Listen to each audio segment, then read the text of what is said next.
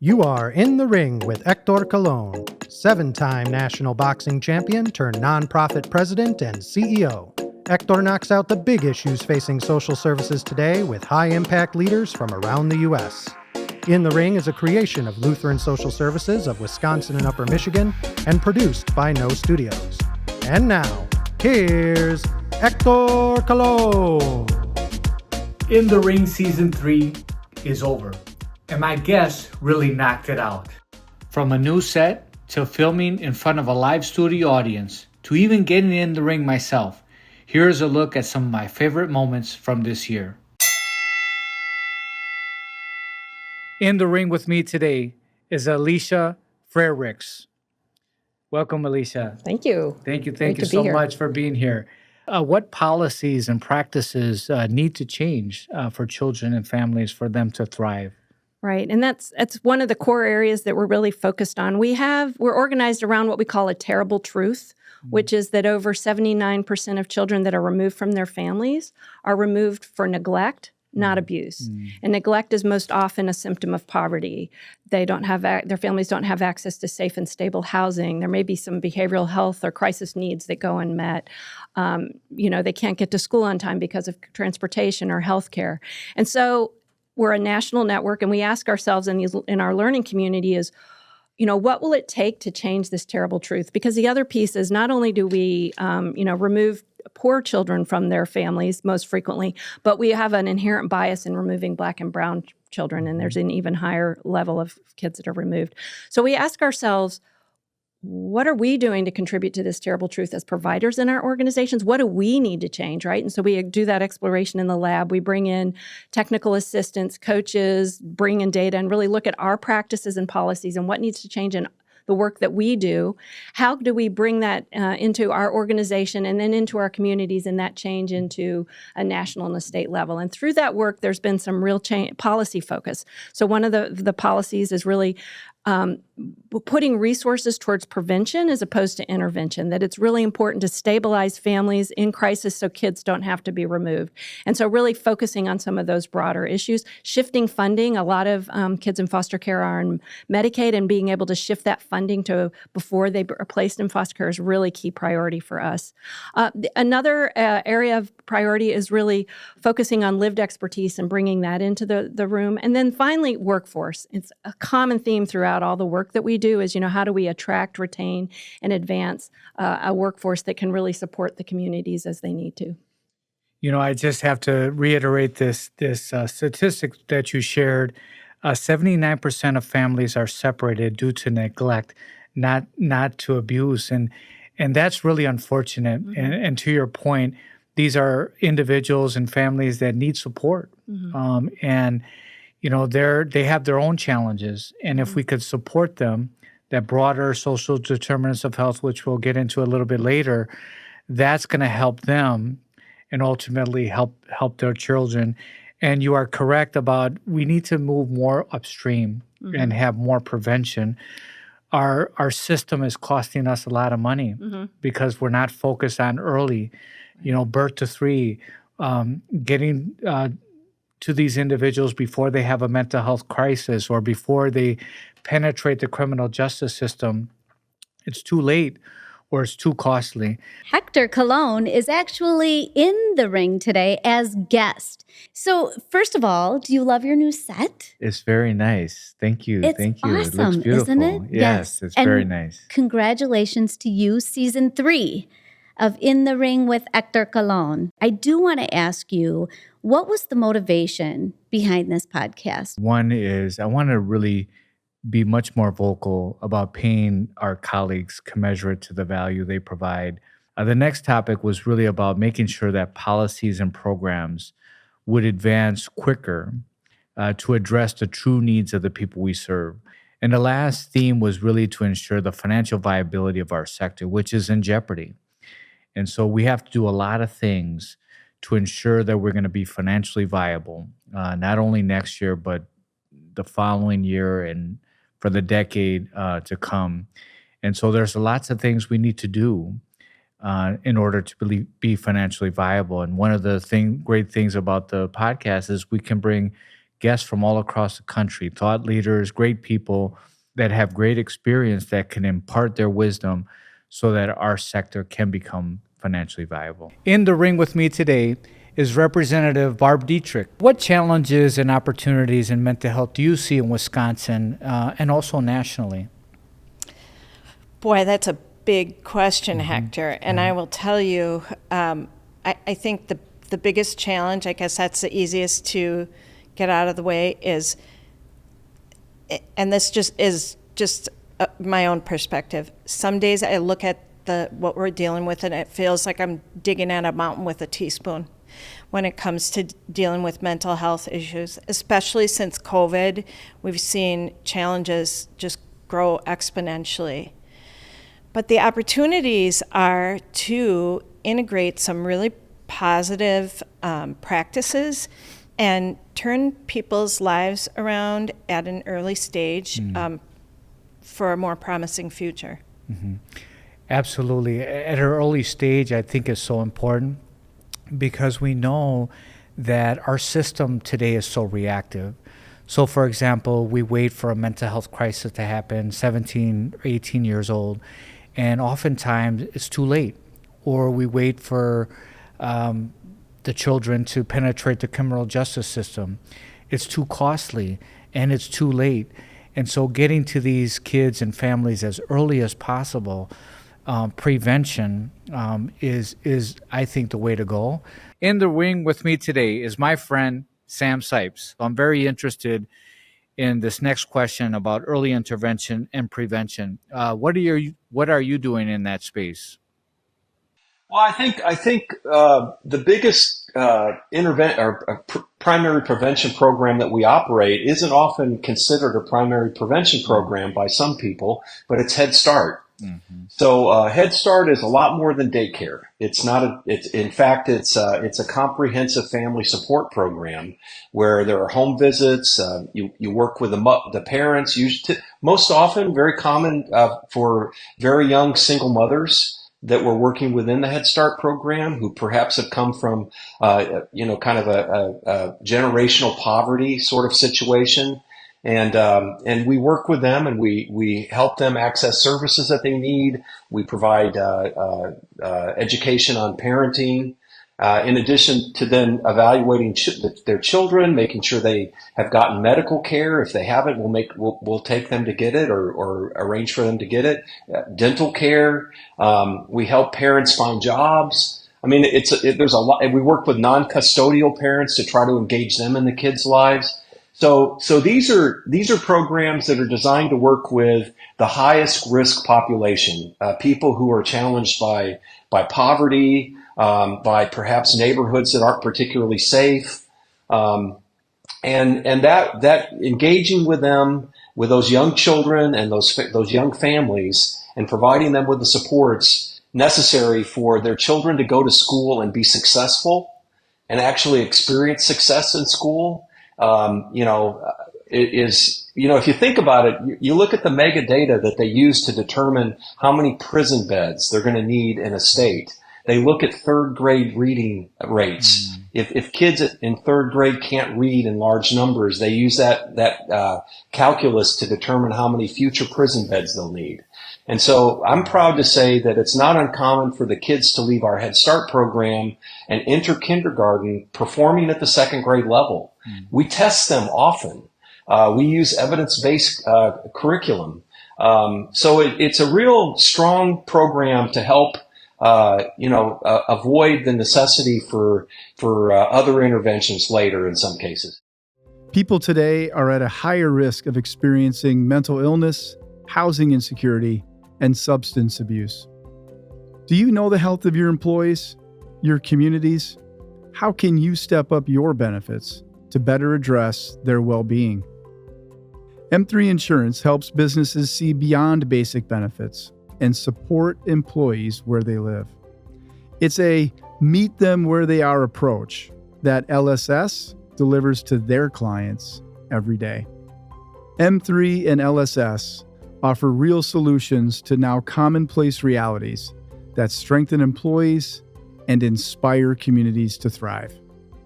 Test your employee benefits strategy now by going to m3ins.com.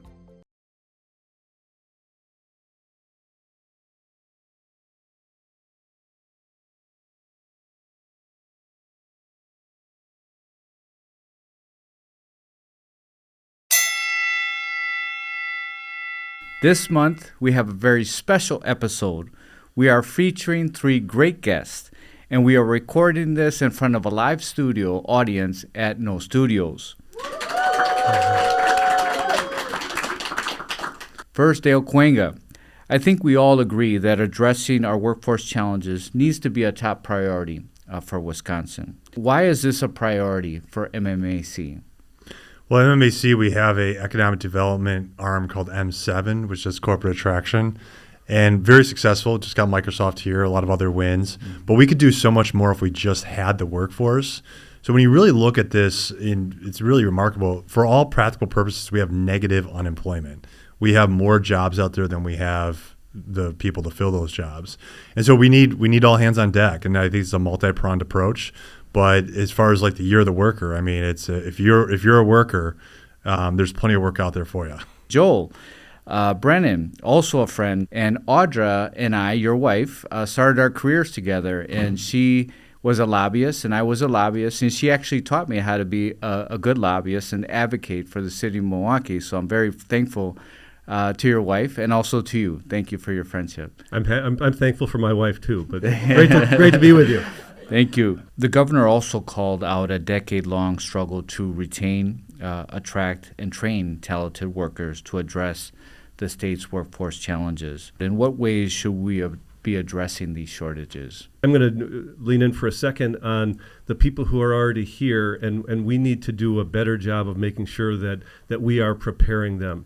You know, we mentioned that labor force participation in Wisconsin is amongst the highest in the country, but everywhere in the country it's lower than it was 20 years ago. And one of the biggest reasons for that are women 35 to 44 are working less than they did 20 years ago. And a big reason for that is because the early child care system in our country is broken. It's like a 3-legged stool where you can't get access to it. It costs too much, and the people who are working in there aren't making enough to make a living wage. And so, you know, that's an area, and I think it's been a clarion call for us for a while to ensure that in order for kids to perform well in the K-12 system, in that 0 to 3 space, they need to be much better prepared, and we are frankly failing them in a whole bunch of different ways. And so, you know, to Dale and the MMAC's credit, they have done a great job over the last 25 or 30 years focusing on that K-12 system, and they're going to continue to do that. On the two ends of that spectrum, in the early childhood and in higher ed, I think there's crises in both, and we've got to, as a community and as the people who are leaders here, ensure that we're doing whatever we can to strengthen those areas. You know, there are, in the private colleges and universities, you know, there is a huge crisis going on.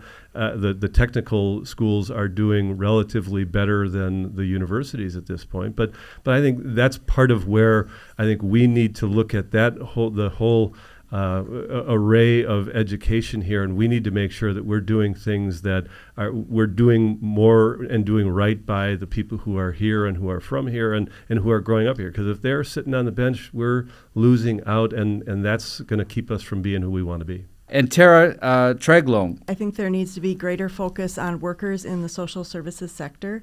I think there's populations that we have not tapped into, that of individuals that are ready and willing to work. At LSS, we work with individuals that have incredible odds stacked against them: children, youth and families in crisis, individuals recovering from substance use disorder, persons with disabilities, refugees, those struggling with mental illness. The National Institute on Mental Health actually estimates that 57 million Americans, or 1 in 5, are struggling with some condition that affects their mood, thinking, or behavior. We work with these individuals every day, getting them ready for the workforce and prepared with the skills they need to be successful in life. They may need resources and tools that are currently not embedded in our workforce strategies today, but that's where I would argue we can come together across sectors and businesses to strengthen our workforce initiatives and be more collaborative and communicative. In the ring with me today is Lenore Epp. So what was life like for you and your family 3 years ago? So I think in order to tell you what it was like, I have to go back a little bit as to how we got to where we were. My ex-husband and Maya's father chose, when she was 9 months, to have a lifestyle that was not conducive for myself and my children, and I had to walk away from that marriage. And he chose not to be a present father. So Maya, through those years, had to deal with having no father and all the issues that brought upon her. I know that's hard. We all need a father. Right.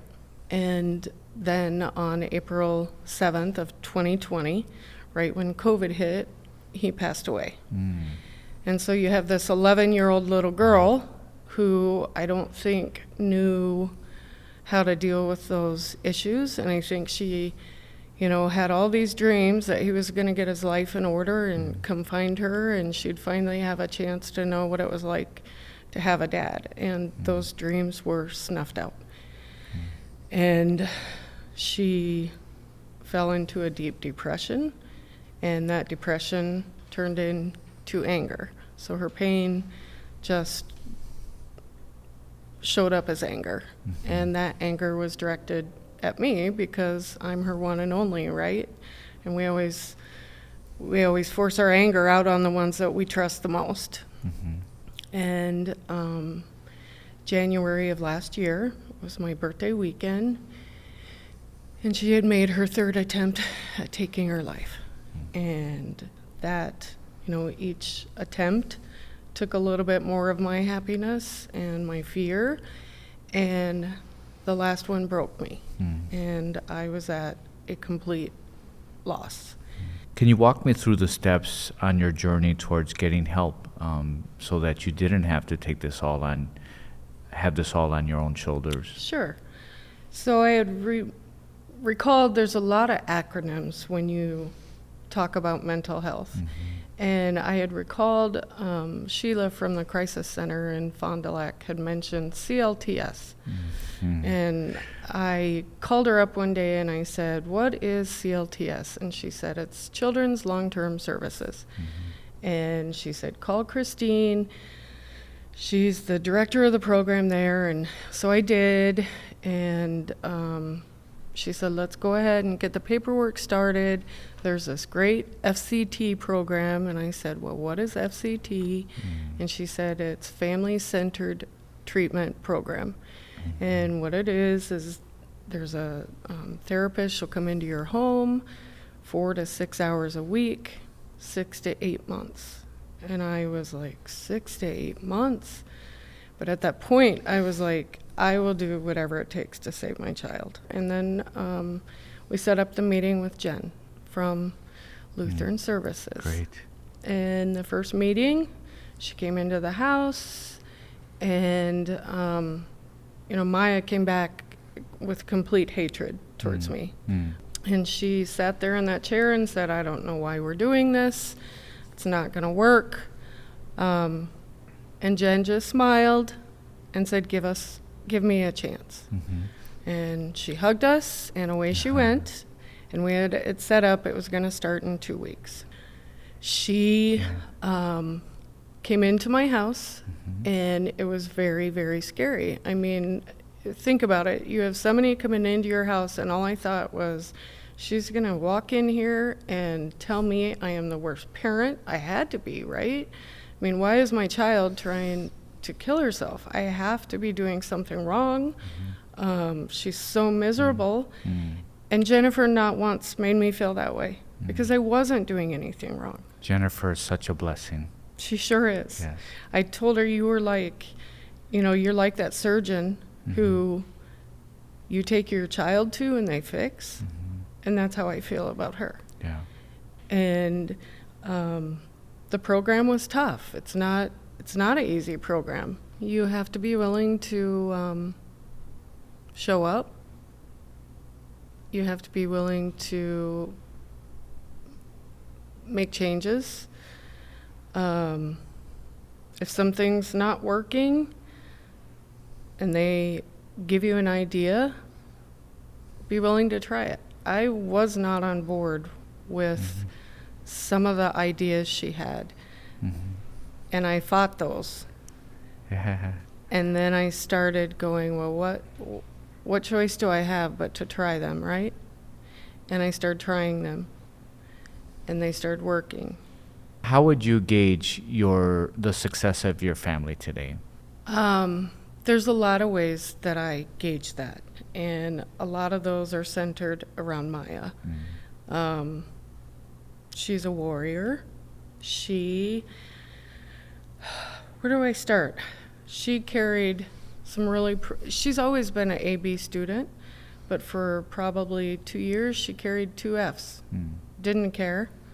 This year, she finished with all A's, B's, and a high C. Wow, congratulations. She finished the CNA program. She now has 1 full-time job, and she's starting a second CNA job. She turns 16 at the end of next month, so I allotted her a certain amount of money. And she said to me, Mom, if you take the loan out, could I double that money if I make the payments? So she has a really nice car that she's making the payments to. Her response to, today teenagers can be very cruel. And her responses now to those things or social media, they don't faze her anymore because she'll say, I know who I am, and whatever anybody says doesn't matter. Yeah. And probably the one thing that I gauge is last year at this time, if you ask Maya, what are your goals? She had no goals. Her goal or her response to that question would be, why would I have any goals? I'm not going to make it to my 18th birthday. I don't even think I'm going to make it to the end of this school year. And 3 weeks ago, we were driving to school, or I was taking her to work, and she said, I just love my job. I love working with the elderly. They make me feel needed. I love to feel needed. And she opened the door to get out, and she leaned in and she said, Mom, I know what I want to do when I graduate. And I said, what do you want to do? And she goes, I'm going to nursing school. Wow. And I said, I think that's going to be a great fit. That's great. And she shut the door, and I completely lost it. Wow. Something that's so simple to other families that have not been through this meant the world to me. In the ring with me today is my dear friend, Laura Gutiérrez. In addition to the students that you serve, UCC serves many other populations. How do you address, maybe tell us a little bit about those programs and how do you address their needs? Yeah, so, we have a lot of variety of programs, a lot of different age groups that we work with. And so I'll give you one of our most vulnerable populations. I always think everything we do has a vulnerable population. It starts with our early childhood education program. Really investing in our children and bringing the parents along to educate them is huge. So having parents engage, what does that mean? How do you engage with your child? How do you build that relationship with your pediatrician to have those conversations and be proactive versus reactive is a great way to do that. Human services is another area, and that is where we help clients reach sobriety, whether alcohol or drug. And that is a very vulnerable population. But again, bringing in that mental health component and just meeting the clients where they are, I think is key. So something that we've invested in is social and emotional curriculum from 6 weeks all the way to high school and beyond, and really having partnerships that allow adults, how do you meditate? How do you just sit in nature? We partner with 16th Street Community Clinic as well. We partner with the JCC, really to expose our clientele to other avenues of how to decompress and how to maybe find your zen to say, it's going to be okay. This might be a challenge here. If I ask for help, am I able to overcome that? And then how do I move forward? Because tomorrow is a new day. That's great. Those partnerships, including the partnership we have, are necessary. We partner with lots of organizations. We can't do it all by ourselves. And so it's good to be a partner with an organization like yours that is doing great work and wants to really make a difference and understands that you can't do it all by yourself. In the ring with me today is Jim Clark. Expand a little bit more if you can regarding how you're serving individuals with mental illness and helping them reach their full potential, and maybe touch into this growth mindset philosophy that you have within the Boys and Girls Club. Sure. Well, first of all, on the mental health front, mental health is a big topic, right? It encompasses a lot of different nuances and derivatives, and it is specific to each individual person. So when we think about it, we look at some of the underlying components of mental health. That's the overarching kind of umbrella. And then what can we do as Boys and Girls Clubs? So one area we've zeroed in on is trauma-informed approach. And that is a component of mental health. It's not interchangeable. We look at it as part of. But we really believe we can make a big difference there.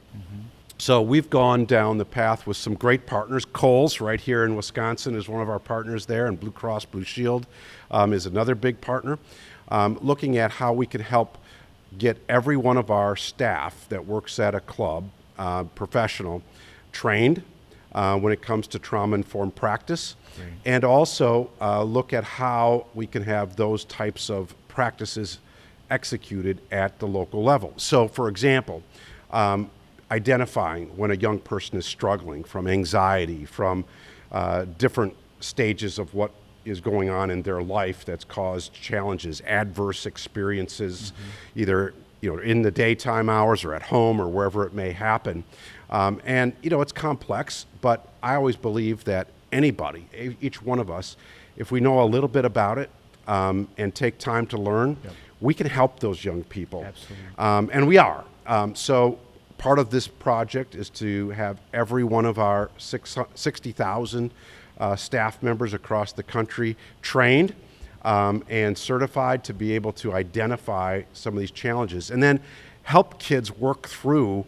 And sometimes it just takes a caring professional adult paying attention to help them understand how they can deal with some of these challenges they're facing. So our goal, and it's going to be real when we look at the end of 2025, is to have every one of our clubs trauma-informed, certified when it comes to trauma-informed practice. And with that, then we'll be the world's largest youth development organization that is trauma-informed. So that's one. And I think it feeds right into your growth question because part of what we work to do is to scale. Not easy when you think about 5,400 locations across the country. But what we do know is when we take on a challenge and we can scale that solution, more young people benefit. So with that, we have been growing. Even right through the pandemic, the number of locations, sites, clubhouses as we call them, has continued to grow over time. So you look at the last 13 years or so, we've added almost 1,600 locations throughout the country to serve young people. So unfortunately today, the demand, the need is tremendous. And so we work to do our part to have that solution and to be in place in neighborhoods to serve young people that need us most. We're school-aged, so you look at kind of kindergarten through high school. We're out of school time, so we're after school during the school year. And in the summer, we're all day helping serve young people. So our goal is to continue to grow, to help impact and serve more young people across the country. Great, that's wonderful. And I when I was very young, I used to go to Boys and Girls Club on 24th and Rogers. Yeah. And it was a good place. I mostly went to the United Community Center. That's where I boxed and played baseball. But sometimes I would play basketball at the Boys and Girls Club. And it always was a good place. It was a safe place. And people truly cared for me while I was there. And I know that they care. You have caring staff to make a difference in the lives of those people, many of which experience traumas. So proactively addressing those needs, I think are very important. I'm glad that you guys are doing that, not only here in Milwaukee, but across the country, because the better we address those needs, those traumas that exist within a child's life, the better we're able to help them reach their full potential. In the ring with me today is Republican candidate for the U.S. Senate of Wisconsin, Eric Hovde. I want to share an innovative program that we've developed at Lutheran Social Services. We call Healthcare Partnerships. And it's really designed to work with individuals who are high cost, heavy utilizers of, for example, the emergency room, and really poor outcomes. So they're driving up the cost, they have poor outcomes. We developed an intensive case management approach to wrap around services for this population, and we developed a pilot with Children's Hospital, Chorus.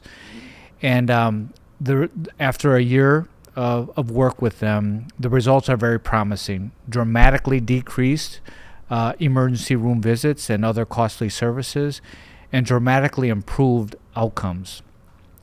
We would like to scale this program, and just wanted to get your thoughts. How does that sound in terms of reducing costs, improving outcomes, and is it a program that we can scale, and are there any ways to incentivize this for partners like us to work with insurance and healthcare? Look, I love what you're saying. I would need to know much more about the details and how it all works. Mm-hmm. But as you aptly said, a lot of our health care costs goes to a segment of society that is sick, and their constant use of emergency rooms. And we really got to get on with preventative care and how to get people healthy. Yes, that is a big part of my view with overall healthcare, because I have MS, and a big part of why I have done better with MS is because I'm a fitness nut. And I eat a super clean. Look like you can go a few rounds. Yeah, I can go a few rounds. I used to fight martial arts, Taekwondo, and then I used to fight Brazilian Jiu-Jitsu. But your physical, your mental, and your emotional health are all integrated together. And the healthier we can have people be, the less they're going to use medical services, and certainly acute cases where chronic use, and that is a big problem. So I love the sound of what you just talked about. I just need to get into the detail to figure out how we can scale that, because we so desperately need innovation in our healthcare space. Healthcare is way behind the curve of using technology innovation to provide more affordable and better service. In the ring with me today is our Wisconsin Senator, Tammy Baldwin. Going back to the Medicaid population, so roughly a quarter of the population in Wisconsin are on Medicaid. And as we talked earlier, the reimbursement rates are very low. That's why that earlier example I said, when somebody has Medicaid, they might not be able to get to a therapist within a year, which we know is too late. Right. What are your thoughts about Medicaid, the reimbursement rates, and should they be improved so that we can address the needs of these individuals more proactively and better? Right. So first of all, I have to name the big issue in Wisconsin is that our legislature failed to accept Medicaid expansion.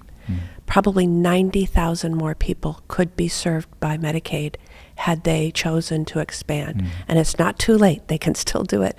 But the Affordable Care Act gave every state the option of expanding their Medicaid with a very sizable federal match, starting out at 100% and then going down to about 90% federal match to 10% state match. We have, everyone should call their legislature in the state and say, expand Medicaid. That would be a huge step forward on the issues we're talking about. That said, the reimbursement rates are inadequate. The reimbursement rates, since Medicaid generally is a federal-state partnership with more money coming from the federal government than the state, but the state panel is the one that sets the reimbursement levels for various medical visits. And a lot of times we find that we have fewer doctors willing to serve Medicaid, people who have Medicaid coverage, because they know that they'll be reimbursed probably at a rate less than what it costs for them to serve that patient. We have to figure out better incentives, and I think the partnership you just described is one of those incentives of like, if we can have greater buy-in and support behind those individuals who are Medicaid eligible, it can become a better proposition for providers to serve that population. But it is distressing. I mean, I hear it a lot in mental health care. I also hear it a lot in dental care. And, there's many dentists who will not accept Medicaid eligible or people who are on Medicaid because they won't be reimbursed fully for the services they provide. Well, then we have to get creative and think about how are we going to get that health care to the people who need it. In the ring with me today is Krish, Omara, Vignarajah. Could you share with us the differences and similarities between refugees, the terms we hear in the news, such as illegal immigrants, undocumented individuals, and asylum seekers? Yeah, it's such an important question because I do think, you turn on the TV or pick up a newspaper and a lot of these labels are being bandied about, and there are technical definitions.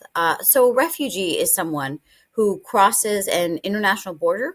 They apply through the UN or go directly to the U.S. Embassy, and they enter the U.S. Refugee Admissions Program.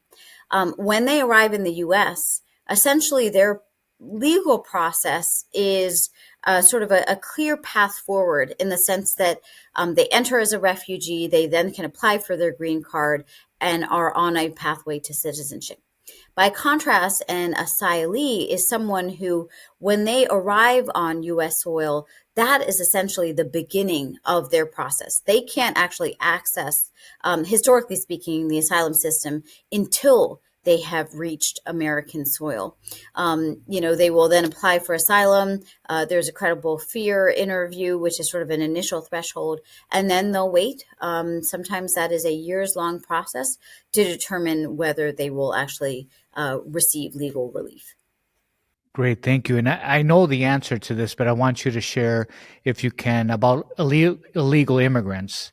Are you serving that population through this program? Yeah, so, we always try to highlight that human beings are not illegal. It is true in our country that there certainly are undocumented immigrants.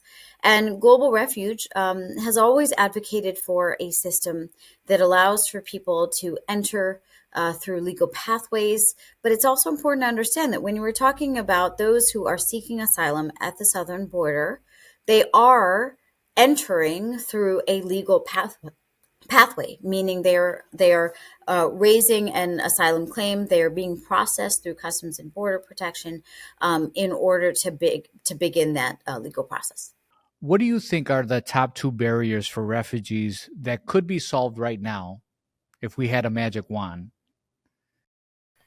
So one of the biggest challenges we see is legal pathways.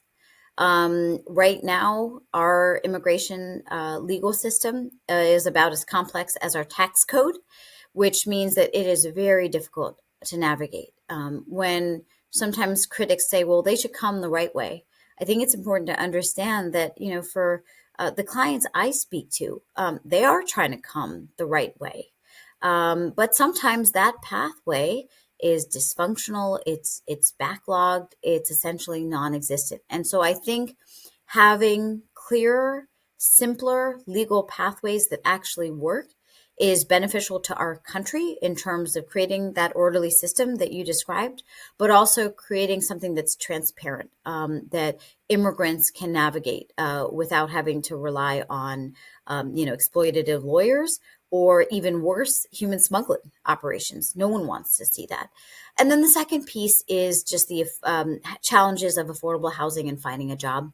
It's the challenges that Americans are experiencing. And just as we need to support our native-born Americans, we also need to invest in immigrants who become contributing members of our communities, because that is an investment that really pays a return in terms of the win-win nature of immigration. Absolutely. I know this is truly remarkable that these individuals come here with $1,200 one time from the federal government, and organizations such as ours within 90 days get these individuals connected to housing, get their kids enrolled in school, get them connected to job training or employment. And for us, within 6 months, almost 90% of these individuals have employment, are on a path to citizenship, love the United States of America, and are really great citizens. In the ring with me today is Dr. Connie Perry. I want to get into the Wisconsin Policy Forum. They just released a report making the case for Medicaid expansion. Do you see a benefit to an expansion of Medicaid for the clients M3 works with? I do. Just to kind of reiterate again, we have to be cognizant about what the changes are and what expansion means. There are so many generic medications on the market today. Mm-hmm. You can easily get to 90 to 95% of all prescriptions can be available generically under a plan, and that can really provide good access and lower 90 cost. 90 to 95%. I did not know that. Yeah. That's a lot. But you have to be strategic about it, right? So when we think about Medicaid expansion, you want to think about, again, what medications are available, especially in the generic world, at a low cost that can treat the vast majority of diseases. So expanding Medicaid can be doable if you look at it very strategically. So again, optimizing generics, optimizing what we have that's called a biosimilar. And biosimilars are the closest thing we'll get to a generic specialty drug. Again, those very expensive medications are going to be a great cost-saving opportunity, and we're seeing that in the space today as well. The other thing when we think about Medicaid expansion is taking a step back and looking at drug coverage. So I always like to explain and just reiterate what the FDA is here to do, right? So the FDA, the Food and Drug Administration, their goal is to make sure a drug is safe and effective. That's a pretty important job. We want the drug to come to market and be safe and work, right? But what the FDA isn't charged with is saying, okay, we have, 10 medications that lower blood pressure in this class. They're not looking at cost effectiveness or clinical effectiveness across the entire class. But yet I know if you take a medication, it'll lower your blood pressure by a certain amount. A different medication may actually lower it even further, and a third even further. Well, which of those works the best at the most affordable cost? And that's where we need to start being, again, more strategic in lowering cost and providing access, is looking at that. And we really don't have a national organizing body that does that. So we have to, again, look at it from a consulting perspective, partner with vendors that do this research, look at clinical trial data, look at the universities that study this, and bring that education to bear so that we can expand Medicaid, Medicare for that matter, and make it still affordable and accessible. What if we don't expand Medicaid? What are your thoughts about how that's going to impact us in the near future, next 1 to 3 years? It is a concern because if folks stay uninsured, they will forego critical life-saving medications. And that just leads to higher cost. So again, as a clinician by heart, I want to make sure folks have access. And I do worry about the long stream impact of untreated diabetes, as an example. And we know what the stats look like in the United States. We are a heavily overweight society, and we know that being overweight and having unmanaged diabetes leads to other complications. We do have to think about prevention, and a lot of prevention is healthy living, but it's also prescription drugs. But before I let you go, it's time to see how you roll with the punches. Oh boy. Okay? And do some bobbing and weaving, and try to answer the following questions with the first thing that comes to mind. What is your dream vacation? Oh, I've never been to Hawaii. I would love to go. Oh, that's great. I want to go there too. That's on my bucket list as well. What's your favorite beach and water sport? My favorite beach is Caladesi Island State Park off the coast of Tampa Bay. And my favorite beach activity or sport is laying in the sun. Awesome. What's your favorite song and why? My favorite song is I'll Praise You in This Storm by Casting Crows. Yeah. Love that song too. And it's basically, God can give us, or we can go through any storm, but I promise to praise him.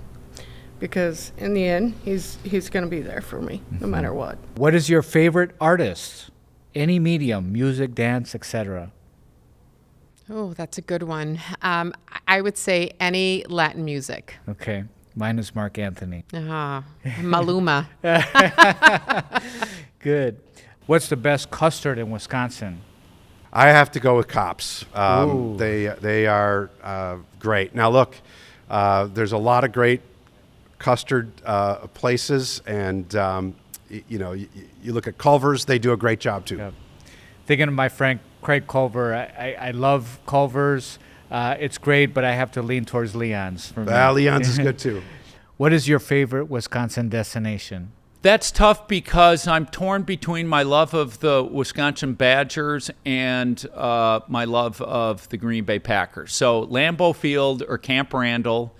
I also, you know what? Lake Mendota. I got up this morning. I don't get to ski that often because of this campaign. And it was a glass day. And I reached out to a buddy who lives on the lake, and I said, hey, it's a perfect day to go take a water ski. It was 6:30 in the morning. It was a little chilly this morning. It was 54 degrees out. But I was like, no way, I'm going to go out and go water skiing. So I love our beautiful lakes. We have 15,700 and something lakes in our state, and our state is so beautiful. And so the lakes, but, I'm a big diehard Packer and Badger football fan, and Awesome. I've spent many a Saturday and Sundays at both. Which of our 4 Wisconsin seasons do you prefer and why? Summer for sure. I'm a summer girl. I like the heat, actually, and everything's in bloom. Everything's vibrant colors, and oftentimes people are less, it's a slower pace. The kids are off school. Maybe the people take a little bit of a break. So I think we all have a very sunny spirit in summer. With my Puerto Rican roots, I love summer too. The winter is kind of harsh, but I do love our 4 seasons. Wisconsin is beautiful. I just wish winter was a little shorter. Would you share a favorite memory from your earlier days in Sri Lanka? Yeah, so when I was very young, my family actually, bear in mind I was 9 months, right, when I left. But we actually went back to Sri Lanka when I was just a few years old. There had been a ceasefire, and as a result, my parents wanted to take advantage and traveled with us. But while we were there, tensions grew, and so there was a curfew imposed on the entire country. We at the time were in the north, and we needed to get back to the capital in order to take our flights back to the U.S. This was at the end of the summer. So we were pretty desperate, ended up renting bicycles. So my parents rode separate bicycles. We had someone who actually was had loaded our suitcases onto another bicycle. And then we had someone who helped me and my brother. My responsibility was waving a white flag as we approached the government, the military checkpoints. I thought this was such a fun parade, and I thought this was such a great adventure. My parents were like, we are never going back with young kids. And so it took a while for us to return. But to me, it was, in my naive way, such an exciting road trip. Oh, that's a cool story. Thank you for sharing that. What is your favorite inspirational quote? Oh gosh, that's a tough one. There's like a lot that are coming through my head. It's not "Let's go, champ." You learned that one already. Well, every time I read something, I think of a quote that was attributed to Mark Twain of, I apologize, I didn't have time to write something shorter. What book are you reading now? I am reading, oh my gosh, I'm blanking on the name of it. It's actually the book on Carolyn Bessette Kennedy, her biography. So it kind of tells the story of her life, even as a child, even before she met JFK Jr. And I'm kind of a history buff, so I love books like that. That sounds interesting. I have to check that out. I think it's called Once Upon a Time. Okay. All right. Good. Like and share the episodes so we can knock out our sector's challenges and better address the needs of the people we serve. Subscribe now and get ringside for Season 4. Thank you, M3 Insurance, for your generous sponsorship of LSS and our podcast. And thank you for watching and listening to these important conversations.